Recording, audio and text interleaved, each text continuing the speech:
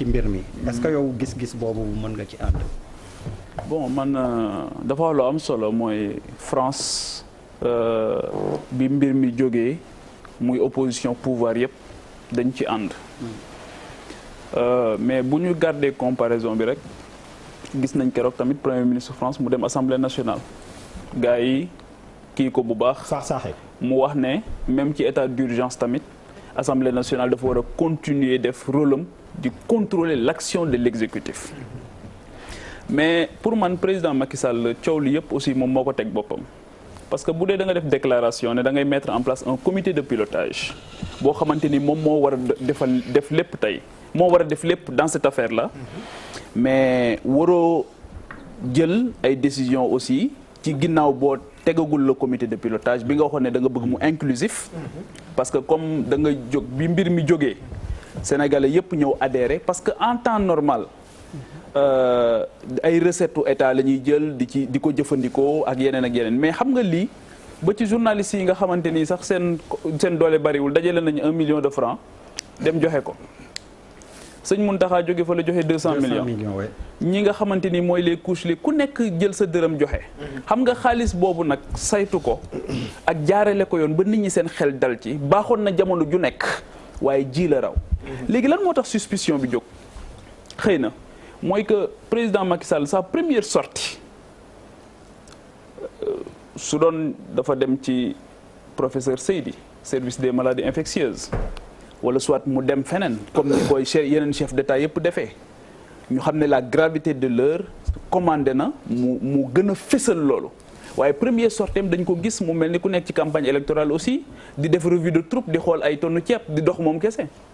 ñu mettre ko en exergue donc loolu jox xeex bi aussi beneen cachet mel ni ñun dañoo nekk ci jamonoy famine wala jamonoy insécurité alimentaire boo xamante ni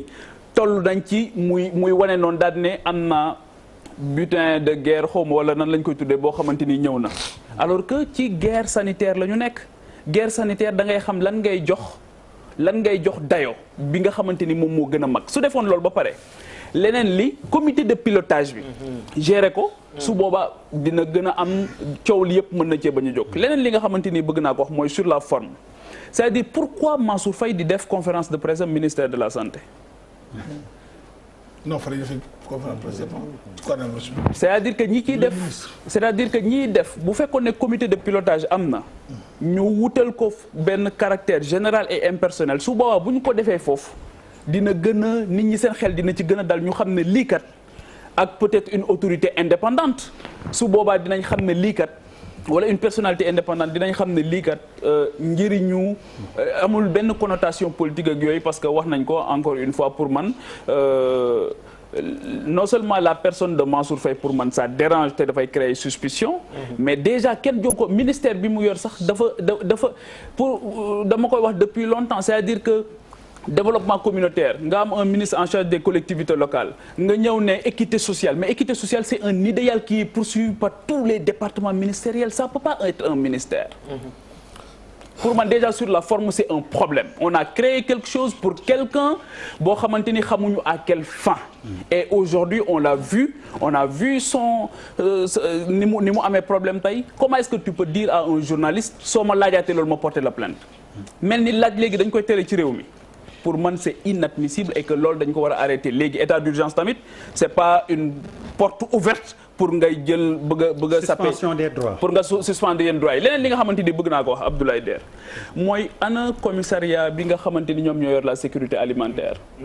le ministre de la santé et de l'action sociale la ana waa action sociale ana ñii nga xamante ni dañu am expérience doon nekk ci kaw gi di xool xam ñii seen base de données tey ji buñ ci sukkandikoo mettre leen à contribution mën nañoo dem sans tambour ni trompette mais loxo bu tàmm gudd aussi su bëggee xëy na day gàtt day poser problème pourquoi suspicion am ci ne est-ce que niñ joxee marché yi baax na c'est parce que dañoo am habitude di joxe marché yoo xamante ni ñu ko doon joxe yàlla xam est-ce que ki ñu ko jox moom lañ ko war a jox loolu tamit légitimement et je persiste aussi que effectivement ki ñu jëndee li nit ñi di poser question mooy pourquoi l'État du Sénégal jubalul ci ki nga xamante ni moom moo am le stock suffisant muy Dreyfus bi mu wax jënd foofu c'est une multinationale peut-être que am na ci yoo xamante ni bu ko defee mën na da am na ñu mën a dal ci kawam parce que ay organe de contrôle yoo xamante ni droit international mën na dal ci kawam peut-être que loolu moo tax keneen dem jënd ci moom jaayet état du Sénégal mais quoi qu'il en soit li ma jàpp mooy même bu fekkee ne 1 franc la même bu fekkee ne 10 francs la mënuñu nangu mukk li Idrissa Seck doon wax te d'accord ma ci ak moom dañ ndox mi fay lakk gi kenn du ko segg ak yooyu foog ñu segg ko nag waaw foog ñu segg ko parce que xam nga lu tax dañuy bañ mu am ay précédents dangereux te li tax ñu war ko segg mooy justement parce que ça a sabordé presque tout le travail qui a été fait depuis le début léegi le débat s'est installé ñun installé wuñ ko pourquoi bu fekkee ne débat bi ñorul woon xom mais lan moo tax Mansour Faye def conférence de presse li tax mu def conférence de presse moom xam na ko li tax mu ñàkk tooy xepp moom xam na ko justement parce que. et puis salle bi amoon na clim. parce que les craintes. si salle bi amoon na clim. parce que les craintes ba pare Abdoulaye De parce que les craintes sont légitimes parce que ñiy wax yëpp ne jarul saytu. ñooñu ndimbal li concerné wu leen de ñiy joxe ndimbal mi yëpp concerné wu leen. c'est-à-dire que on est aussi dans un pays boo xamante ni ñiy joxe ndimbal yëpp ñoom concerné wu leen ñoom waruñu cee bokk ñoom. loolu tam c'est un problème léegi nag les chiffres yi ñu doon wax autosuffisance en riz. Sëriñ bi Faye léegi li mu wax dafa am solo loolu mooy la réalité du Sénégal léegi est-ce que bàyyi nañ léegi taux de croissance léegi est-ce que bàyyi nañ waxu émergence coronavirus nous ramène à la dure réalité du Sénégal bi ñu doon wax ñu naan ñu ay affaire partisanerie la justement du partisanerie xëy na nous on a la chance de faire le pays de tâter le pouls soo génnee Dakar gii wala bala ngay génn Dakar fii nga am problème nga gis nit ñi ni ñuy dundee nga dem foo xamante ni gis nit ñi accès à l'eau accès universel li ñuy wax nii Mame Boye Diao xam na ci dara il vient de Kolda la réalité mooy tey nit ñi dañ leen di jox lu ñu saabu bu ñu sangoo tous les hommes politiques sont sur le terrain pour maye saabu on est dans un pays boo xam les gens amuñu saabu et après on vient nous dire que nit ñi tey jii kan moo ci am problème mu saabu ci ñun ñi mais am na ñoo xam dañuy dem di leen may saabu ba pare di ko photo di ko wane ci internet bi. C'est ça la dure réalité de la vie Madar amuñu ko Madar c'est ça le Sénégal aujourd'hui donc pour man soyons beaucoup plus humbles.